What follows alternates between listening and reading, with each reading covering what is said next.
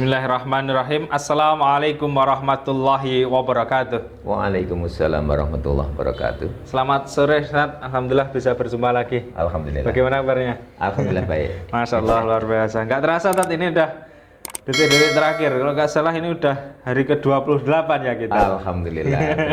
Sebentar lagi sudah Idul Fitri. Insya Allah. Alhamdulillah, Masya Allah, luar biasa. Iya. Pemirsa yang dirahmati Allah, jamaah ngaso dimanapun berada, semoga juga dalam keadaan sehat walafiat sehingga bisa menyelesaikan rangkaian ibadah di bulan Ramadan ini yang mana tinggal beberapa hari dengan lancar. Alhamdulillah, setelah kemarin kita sempat bertemu dengan Kiai Hasyim. Oh iya. Kita mengulas beberapa sejarah Islam. Gitu. Ada banyak sejarah kemarin yang kita kupas. Nah, hari ini Belakangan ini memang temanya masalah-masalah sejarah. iya, betul. Gitu. Kita kemas khusus mengenai tentang sejarah Islam. Gitu. Itu. Hmm. Secara nggak langsung juga sebagai bentuk edukasi ke generasi muda sekarang gitu, Tat. Oh iya. Apalagi kan ada statement jas merah. Jangan lupakan Oh iya. sejarah gitu. Jangan lupakan sejarah. Alhamdulillah, sore hari ini kita akan apa istilahnya mengupas Iya. sejarah Islam tentang tentara Islam mengalahkan tentara Mongol. Kelihatannya ini menarik, Tat. Oh iya, iya. Ini berarti harus mengingatkan mengenai masalah sejarah sekian abad yang telah silam. Nggih, leres. Kalau masalah antara Mongol, karena Mongol itu nanti pasti itu nanti banyak kaitannya dengan apa seorang yang sangat gede banget, kuat pengaruhnya dan bahkan sempat menghancurkan Baghdad ketika itu sebagai pusat peradaban Islam. Iya, betul. Dia adalah Genghis Khan. Nggih. Bahkan kan beberapa kali diangkat di televisi kan ya. Iya, iya. Tentang peperangan Mongol itu. Iya, Masya Allah, iya. luar biasa. Pemirsa yang dirahmati Allah. Ternyata ada juga peristiwa Islam yang diangkat di pertelevisian dan Iya, iya. di apa ya, di share ke semua kalangan sehingga ini salah satu bentuk kalau saya sih bangga ini ada nilai-nilai sejarah Islam yang secara nggak langsung terangkat gitu. Ya setidaknya nanti kan untuk pelajaran para generasi muda bahwasannya dalam mempertahankan dan memperjuangkan Islam itu memang tidak hanya cukup kita duduk manis saja. Iya, betul. Ini pahlawan-pahlawan tempo dulu itu betapa gigihnya di dalam mempertahankan gairah Islam, untuk mempertahankan syariat Islam, untuk mempertahankan bendera Islam. Gitu. Iya, betul. Ya meskipun suasana ya beda, mungkin kalau dulu lebih sering perang. Ya. Gitu. Tapi ada poin-poin yang pas. Sekarang nggak kalah pentingnya peperangan yang saat sekarang ini. Iya, betul. Peperangan saat sekarang Media, ini jauh, ya? iya, perang media masalahnya, perang opini. Iya, betul.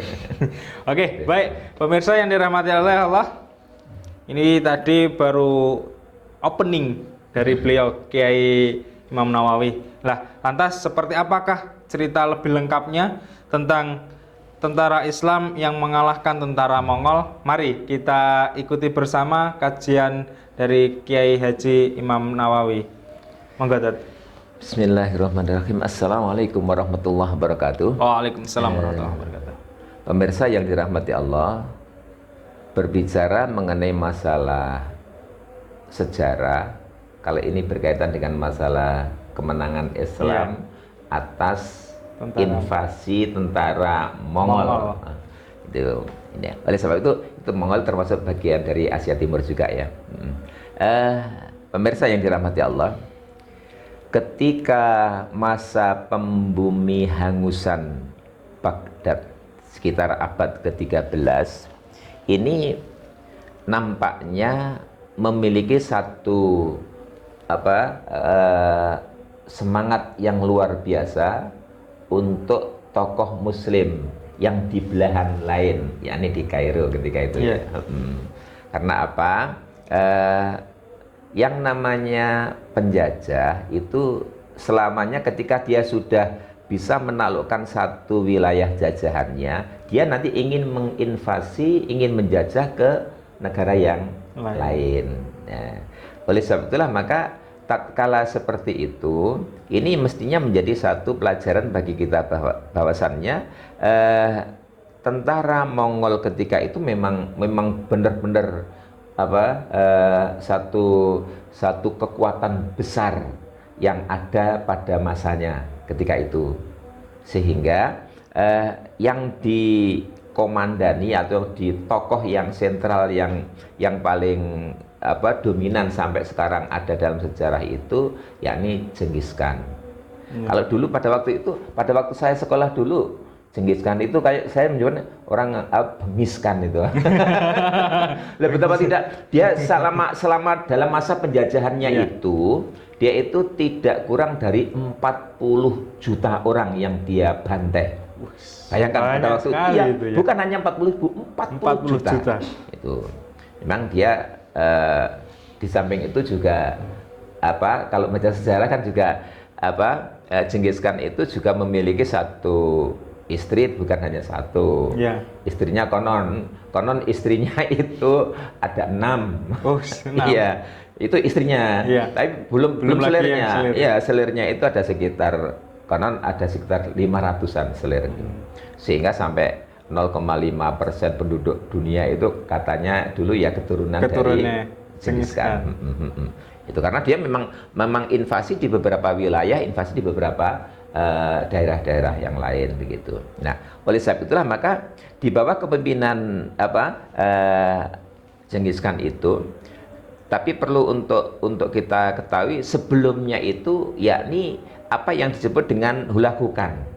Itu kan merupakan satu marga begitu ya. Nanti sampai ke Kubilai Khan itu misalnya itu tokoh-tokoh yang ya mulai Hulagukan, kemudian Genghis Khan ini merupakan satu tokoh-tokoh yang sangat fenomenal sekali ketika di masanya itu sebagai tokoh penjajah tatkala itu.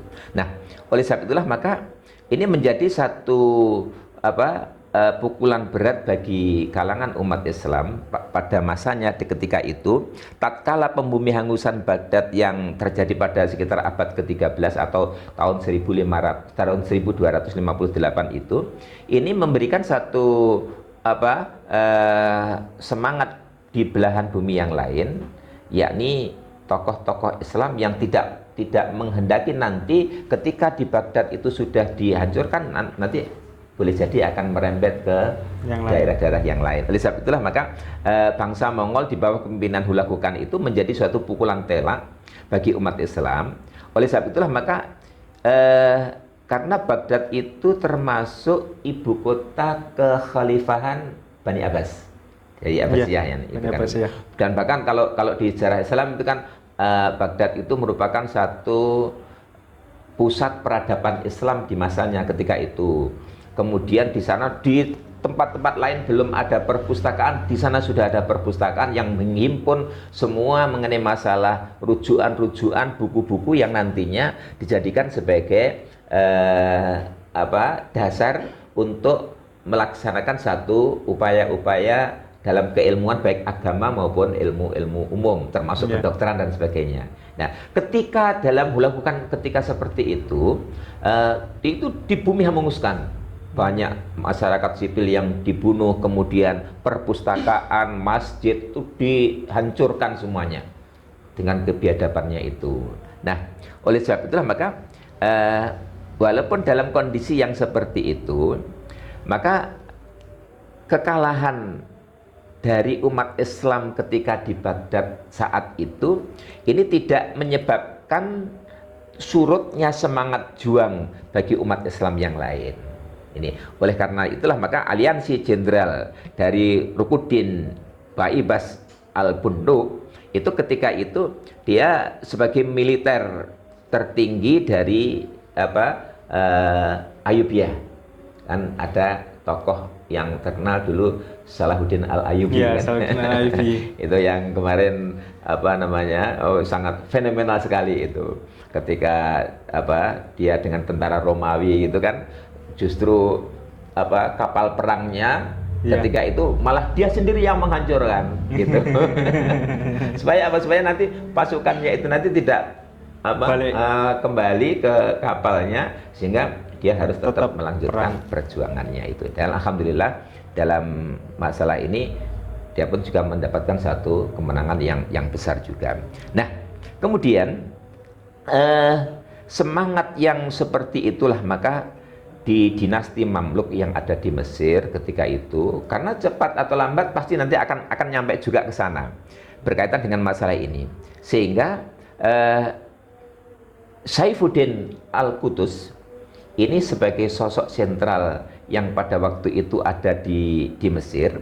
Ini pada tanggal 24 Oktober 1260 ketika itu, ini merupakan satu generasi atau sultan yang ketiga dari dinasti Mamluk yang ada di Mesir ketika itu, yakni Sultan Al-Qutuz itu dia memimpin Mamluk bersama dengan yang lainnya Baybars ini dalam rangka untuk menghadapi kebengisan tentara-tentara Mongol tatkala itu. Nah, oleh sebab itulah maka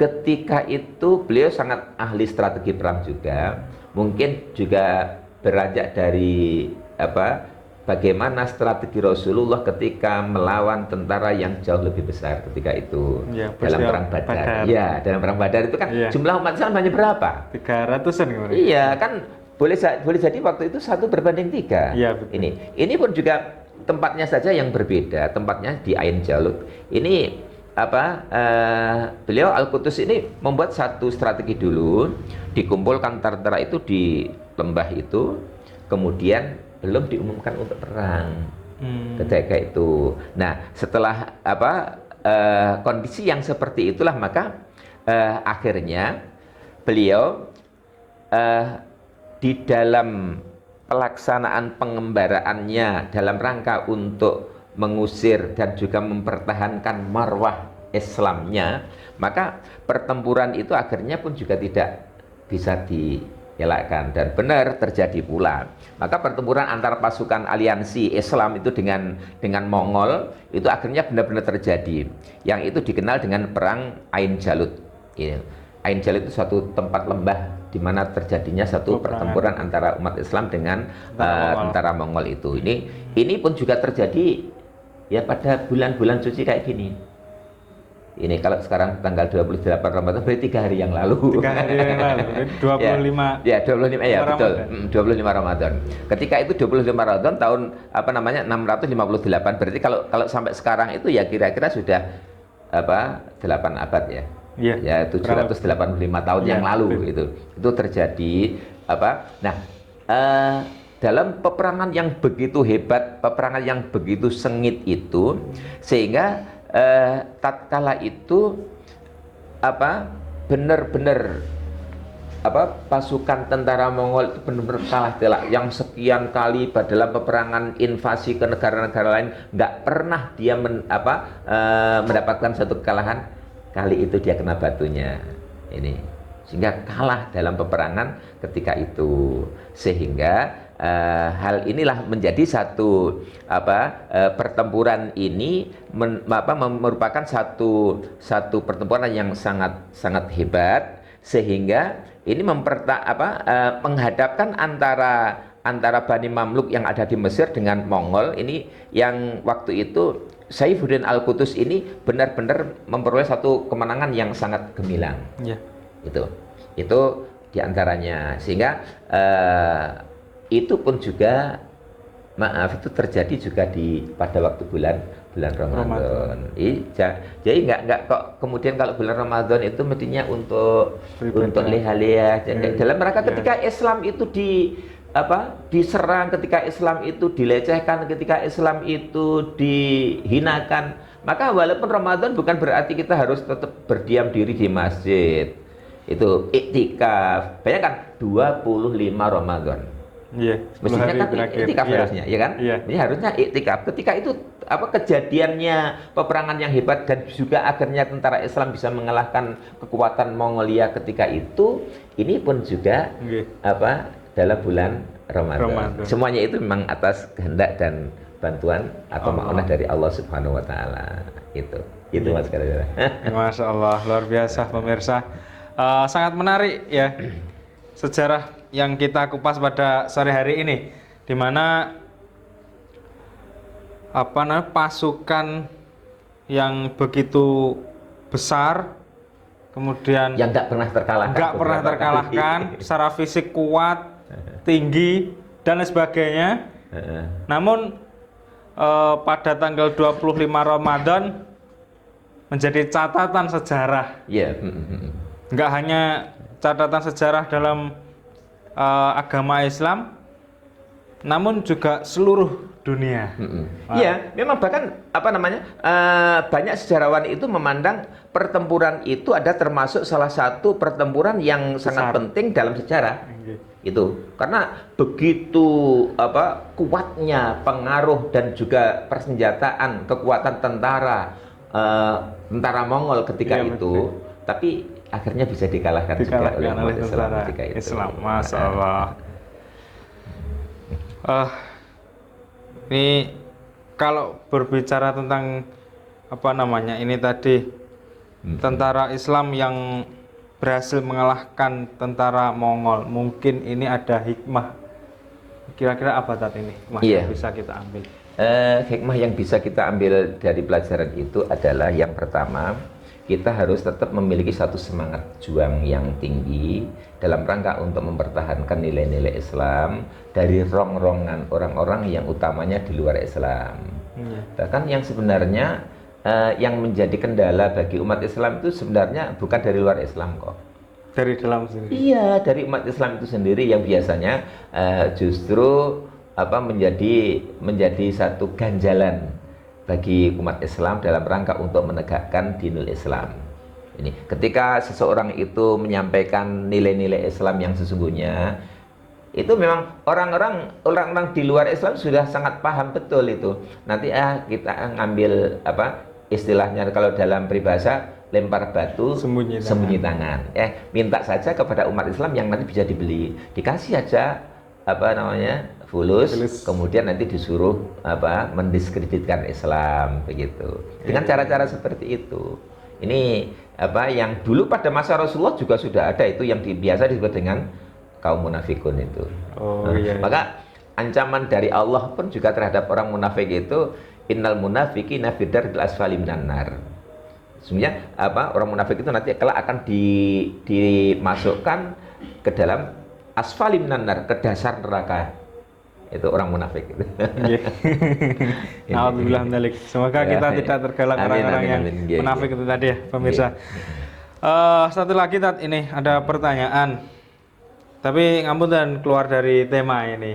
Sebagaimana kemarin saya menjanjikan pemirsa, seiring dengan masuknya di 10 hari terakhir, maka pertanyaan-pertanyaan kita tutup dan kita mengulas pertanyaan yang sudah masuk di 20 hari pertama itu tadi. Nah, ini ada satu ini tentang bab sholat. Kenapa sholat iftitah tidak membaca surat pendek? Bagaimana tuntunan surat iftitah? Ini dari Raden Mas Sablah. Itu kayaknya sudah pernah nanya itu ya? Ya, beda pertanyaan. Kayak ini audien yang paling aktif kayak Raden Mas Sablah. Sholat iftitah itu memang sholat yang dilaksanakan 2 rakaat yang ringan. Ini tidak baca iftitah, ada yang sebagian mengatakan begitu. Kemudian hanya baca Fatihah saja. Kemudian itu biasanya dilaksanakan kalau Qiyamul Lail sebelum kita melaksanakan Qiyamul Lail. Kenapa kok tidak membaca surat gitu? Ya Rasulullah memberikan tuntunan seperti itu kok. Sementara kita kan ittiba kepada Rasulullah Sallallahu Alaihi Wasallam. Jangankan kok itu, ketika Rasulullah melaksanakan sholat fajar, sunnah fajar menurut saya, atau qobliyah subuh, itu saja sahabat ada yang nanya kok, wahai Rasul, apakah engkau nggak membaca surat setelah Fatihah? Ya baca. Itu sehingga Rasulullah menyampaikan bahwasanya ketika di sholat fajar itu, sunnah fajar itu kan rakaat pertama setelah Fatihah surat Al-Kafirun, rakaat kedua surat Ikhlas itu saja sahabat ketika itu ngomongnya bahwasanya apa nggak baca surat gitu. Sementara untuk kita kan itu untuk bacaan surat yang paten untuk sholat apa saja ya nanti ya apa Al-Kafirun dengan Al-Ikhlas itu.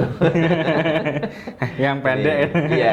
Nah, ini kebanyakan untuk sholat iftitah ini pun juga jarang-jarang sekali untuk yang mengamalkan. Saya pun juga jujur, saya pun juga jarang. Iya. Ketika apa misalnya baik itu di Ramadan maupun di luar bulan Ramadan untuk iftitah itu pun juga jarang banget ya. Berarti Jarang sholat pakai iftitah ini bisa dilakukan di semua waktu ya? boleh, boleh. iya, iya. Utamanya kalau Rasulullah dulu biasanya sebelum mengawali sholat malam. Oh gitu. ya. Jadi Istilah pembuka istilahnya. ya, oh istilahnya Pembuka. ya Iya, istilah sholat membuka.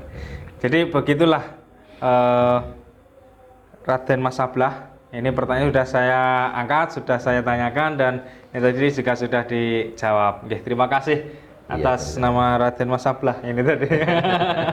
Baik. Oke. Tidak terasa Tat, ini waktunya sudah usai. Nanti sudah menjelang berbuka ini. Iya. Kita teruskan di segmen berikutnya, Tat. Insya Allah. Alhamdulillah. Pemirsa yang dirahmati oleh Allah, sebelum saya menutup segmen pada sore hari ini, tidak lupa kami juga mengucapkan terima kasih yang sebesar-besarnya atas partisipasi panjenengan, atas like, subscribe maupun share, juga apa istilahnya ya, keistiqomahan dalam mengikuti ini. Ya semoga ini dicatat sebagai amal ibadah. Amin. Amin. Ya, mudah-mudahan. Apalagi di bulan Ramadan, semoga bisa mendapat perkalian atau pahalanya dilipat gandakan gitu. Semoga saja. Tapi kadang-kadang di desain kadang-kadang apa momen kayak gini kurang begitu familiar. Tapi kalau nanti untuk yang lain itu apa kuat banget. Kuat banget. Followernya banyak. Ya, wallahu alam bisawab. Baik, alhamdulillah, terima kasih sebelumnya dan semoga sehat selalu. Amin ya Pak. Amin. Baik pemirsa yang dirahmati oleh Allah, akhirnya cukup sekian dari kami, kurang lebihnya dari kami mohon maaf yang sebesar-besarnya. Nun wal qalami wa mayasturun. SMK Muhammadiyah 3 Dalopo, cerahkan masa depan, santunkan kepribadian. Assalamualaikum warahmatullahi wabarakatuh. Waalaikumsalam warahmatullahi wabarakatuh.